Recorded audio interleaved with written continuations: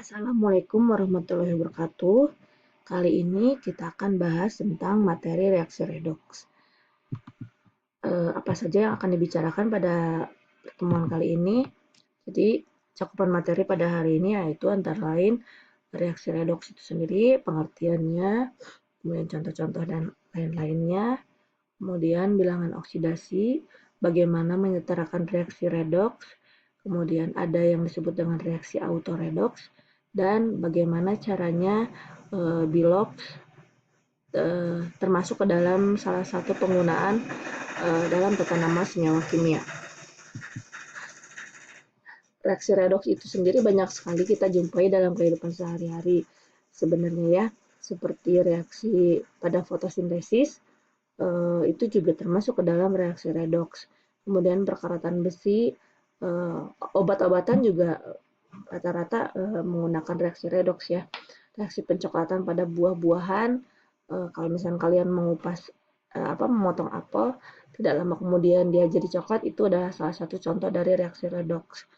Kemudian tadi pada fotosintesis, air dioksidasi menjadi molekul oksigen dan elektronnya digunakan untuk mereduksi karbon dioksida sehingga menghasilkan gula. Besi yang teroksidasi oleh oksigen dari udara akan membentuk korosi. Nah, si perkaratan pada besi itu merupakan hasil reaksi redoks. Kemudian kalau misalnya pada obat-obatan, nah jenis suplemen atau obat yang reaksinya dengan jenis reaksi antioksidan atau bahan-bahan yang punya aktivitas antioksidan, nah itu dia fungsinya mencegah reaksi oksidasi di dalam tubuh ya, mencegah dilepaskan elektron dari substrat pada reaksi redoks. Ada juga peroksida nih, H2O2 yang memiliki sifat sebagai oksidator kuat yang banyak digunakan sebagai desinfektan. Nah, desinfektan juga pakainya reaksi redoks. Kemudian yang reaksi alami pencoklatan pada apel itu biasanya terjadi karena reaksi enzimatik ya. Jadi ada enzim yang bekerja seperti enzim fenolase, kemudian kontak dengan fenolase atau katalase, dia kontak dengan udara, oksigen yang ada di udara maksudnya, kemudian dia akan terkonversi menjadi pigmen coklat pada buah tadi, begitu. Nah, redoks sendiri sebenarnya merupakan gabungan dari dua reaksi, yaitu ada reaksi oksidasi dan reduksi. Ada beberapa pengertian apa itu reduksi dan apa itu oksidasi. Pada umumnya, reduksi bisa dinyatakan sebagai pengambilan oksigen dari oksida logam, sedangkan oksidasi kebalikannya adalah reaksi penggabungan dengan oksigen. Jadi kalau yang reduksi ini O-nya hilang, kalau yang ini digabungkan dengan oksigen. Untuk pengertian lainnya, reduksi juga bisa dinyatakan bila si zat tersebut mudah untuk melepaskan oksigen, seperti reaksi berikut. Sedangkan oksidasi zat yang mudah bereaksi dengan oksigen. Jadi yang mudah, ini reaksi pembakaran ya, C3 butana LPG yang dipakai ini untuk isi LPG, dia dibakar, kemudian dibakar itu reaksi pembakaran dengan oksigen, kemudian berubah menjadi CO2 H2O. Ini reaksi sempurna ya, tanpa menghasilkan jelaga. Nah, dua reaksi sebelumnya ini hanya menerangkan bagaimana reaksi reduksi oksidasi yang melibatkan oksigen. Pada kenyataannya ada beberapa reaksi yang tidak melibatkan oksigen sama sekali. Kita pakainya pendekatan dengan proses penerimaan elektron atau pelepasan elektron. Nah, prinsip dua reaksi ini berlaku untuk reaksi redoks dari golongan senyawa ionik. Jadi berdasarkan pengamatan banyak reaksi yang tidak melibatkan elektron ataupun oksigen. Jadi muncul konsep baru nih. Ada selain konsep penerimaan elektron dan pelepasan elektron, juga ada konsep reaksi redoks di mana terjadi perubahan biloks. Nanti kita lihat biloks itu apa ya. Nah, ini kalau contoh berdasarkan perpindahan elektron, reaksinya seperti ini.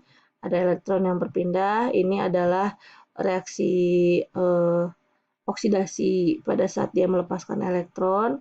Kemudian ini ada oksidasinya, ini ada reduksinya, sehingga ketika dia dalam satu reaksi utuh disebut dengan reaksi redoks atau reduksi oksidasi. Contoh lainnya, dia melepaskan dua elektron. Nah, ini dihasilkan reaksi redoks. Ini untuk konsep yang perpindahan elektron. Nah, tadi saya bilang ada juga konsep yang berdasarkan bilangan oksidasi ya. Jadi bilangan oksidasi atau bisa kita sebut sebagai biloks itu artinya dia muatan atom dalam suatu molekul ion. Biloks ini menunjukkan muatan yang disumbangkan oleh atom unsur tersebut pada molekul atau ion yang dibentuknya. Jadi bilangan oksidasi ini juga kita bisa definisikan sebagai berapa banyak jumlah muatan negatif dan muatan positif dalam atom tersebut. Secara tidak langsung ini menunjukkan jumlah elektron yang telah diterima atau diserahkan ke atom lain.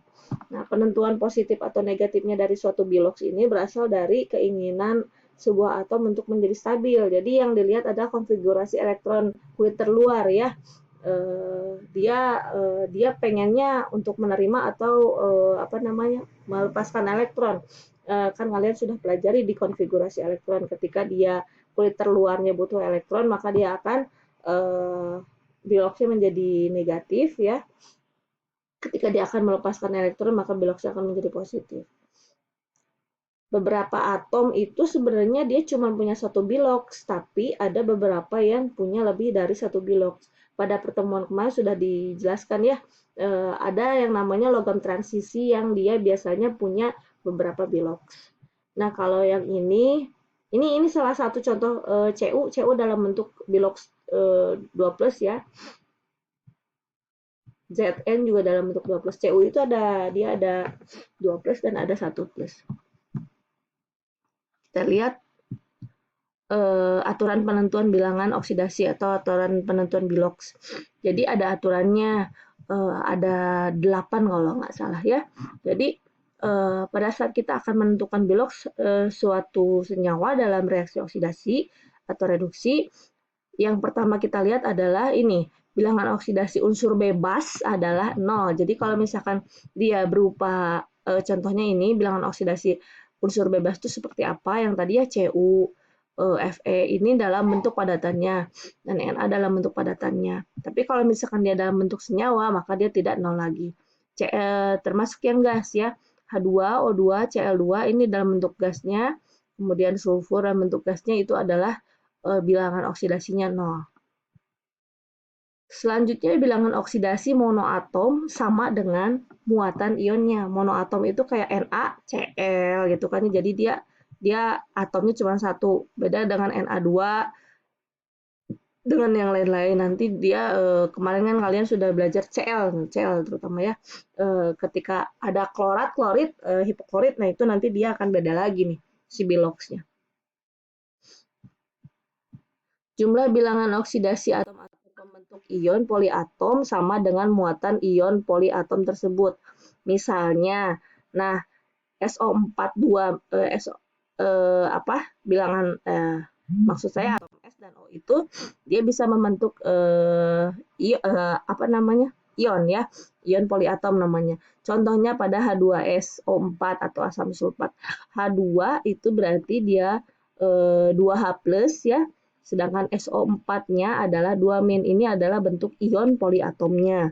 Sehingga SO4 ini punya muatan 2-. Nanti dari sini bisa diuraikan lagi karena oksigen itu dia 2-. Jadi si S-nya itu nanti bisa kita cari. Berarti S-nya berapa plus. Tidak akan sama dengan yang ini ya. Jumlah bilangan oksidasi untuk semua bilangan atom adalah dalam senyawa maksudnya ada 0. Jadi Cu dan O, misalkan contohnya dalam CuO itu CuO-nya 0. Sehingga dari sini kita bisa ketahui bahwa si Cu-nya bermuatan 2 plus, maksud saya yang O-nya adalah 2 min. Tadi agak ini ya kebalik ya. Jadi ada beberapa unsur yang dia tidak akan berubah dalam keadaan normalnya seperti hidrogen, oksigen gitu ya. Dalam keadaan normalnya hidrogen akan tetap plus 1 sedangkan oksigen akan tetap min 2 kecuali dalam bentuk hidrida yang di sini yang nomor 7 hidridanya atau dalam bentuk peroksida. Nah, hidrida itu apa? Hidrida itu ketika dia bersenyawa dengan yang di satu golongannya. Jadi hidrogen itu kan di bawahnya ada natrium, litium. Nah, ketika dia membentuk hidrida dengan NaH, maka biloxnya akan berubah. Jadi ketika si hidrogen itu bereaksi dengan apa namanya? Alkali atau alkali tanah, ini contohkan alkali tanah ya. Dia akan berubah menjadi min 1 biloxnya. Kita kembali ke yang nomor 5. Tadi saya loncat dulu. Bilangan oksidasi unsur-unsur logam utama. Nah, ini alkali tanah ya, golongan 3A. Ini adalah golongan utama. Itu sesuai dengan nomor golongannya. Ya, seperti yang kemarin, Cl itu harusnya Cl-1, tapi ketika dalam bentuk asam apa namanya? Asam oksinya dia akan berubah. Tapi di sini dia bukan dalam bentuk asam ya, dia dalam bentuk garam. Nah, jadi kalau misalnya dalam bentuk senyawa seperti ini, golongan-golongan utama itu dia akan sesuai dengan nomor golongannya. Al itu golongan 3A berarti dia 3 plus, Mg golongan 2 berarti dia 2 plus, Ca golongan 2 berarti dia 2 plus. Seperti itu untuk selanjutnya. Bilangan oksidasi unsur-unsur logam transisi. Nah, ini yang saya bilang kemarin. Itu dia punya lebih dari 1 bilox. Cu itu dia punya biloxnya ada 1 dan ada 2. Plus 1 plus 2. Kenapa dia bisa seperti ini? Mungkin kalian bisa cek lagi ke materi konfigurasi elektron ya dengan Bu Idar yang di UTS. Jadi ada kecenderungan dia untuk di kulit terluarnya itu pengisiannya stabilnya di 0,1 elektron atau 0,2 elektron seperti itu ya. Jadi ini adalah untuk menstabilkan konfigurasi elektron yang diinginkan. Nanti dicek lagi materinya. Nanti bedanya apa sih Cu dalam kondisi 1 plus dan dalam kondisi 2 plus. Ini yang apa namanya? Yang istimewa dari logam-logam transisi, dia itu bisa kita bedakan dengan warna. Ketika dalam bentuk Fe2 plus itu biasanya warnanya hijau, sedangkan dalam bentuk Fe3 plus dia warnanya agak kuning. Cu juga seperti itu, ketika dia dalam bentuk Cu2 plus warnanya agak biru kalau nggak salah ya, sedangkan dalam bentuk Cu plus itu oranye kalau nggak salah, atau dalam bentuk endapan bahkan. Seperti itu, kuning jingga lah. Nikel, kemudian Zn juga seperti itu, dia bisa kita bedakan apa namanya dari warnanya. Ini tadi ya yang saya bilang ya ada senyawa-senyawa yang tidak akan apa namanya tidak akan berubah si biloxnya kecuali dalam kondisi tertentu yaitu hidrida. Hidrogen itu akan selalu H plus 1 kecuali bereaksi dengan sesama golongannya, golongan 1A atau 2A. Contohnya di sini harusnya sih kan ya HCl, HNO3, kemudian H2O itu dia biloxnya 1 plus aja, tapi ketika dia NaH dan CaH2 ini dalam satu golongannya ya, ini golongan 1A dan ini golongan 2A, maka dia akan punya bilox min 1. Terakhir adalah aturan oksigen. Oksigen itu selalu akan minus 2 kecuali dalam bentuk peroksida dan senyawa biner dengan fluor. Ketika dalam peroksida dia minus 1, ketika dalam senyawa biner dengan fluor dia akan plus 2. Seperti ini contohnya. Nah, OF2 itu dia 2 plus, H2O2 atau Ba. Jadi dengan ini ya apa namanya?